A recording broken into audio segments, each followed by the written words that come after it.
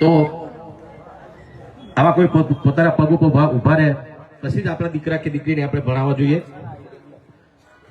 અને બીજું કે ભાઈ આપણે તો નાની ઉંમરમાં દીકરા દીકરીનું લગ્ન થઈ જતો હોય છે ને પછી દીકરો મોટો થાય, નાની ઉંમરમાં લગ્ન થઈ જાય પછી ભણવાનું તો છોડી દે, વાત પૂરી થઈ ગઈ.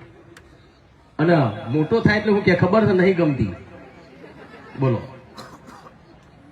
એટલે તારા બાપાએ લાખો રૂપિયા ખર્ચો કરીને તરફ પહેણાયો છે, હવે કે નહીં ગમતી હોય છૂટાછેડાના પૈસા આપવાના ને પછી બીજી તો લાંબી હોય, બોલો.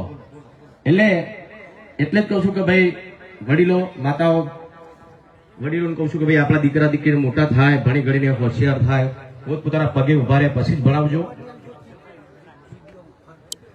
અને વર્ષોથી અમે નેતાઓ બોલીને આપણા સમાજને કહેતા હોય છે અમે કલાકાર છીએ તો અમે થોડું ગઈને કહીએ છીએ, કેમ કે બોલવાનું તો હમણાંથી ચાલુ કર્યું. પણ બસ ઠાકોર સમાજ માટે વર્ષો પહેલા મેં આ ગીત બનાવેલું. 4 કાઢ્યા પણ એ અમારા સોનલ માસી 5 ઉપસ્થિત છે, લખન ઠાકોર અમારા ભલે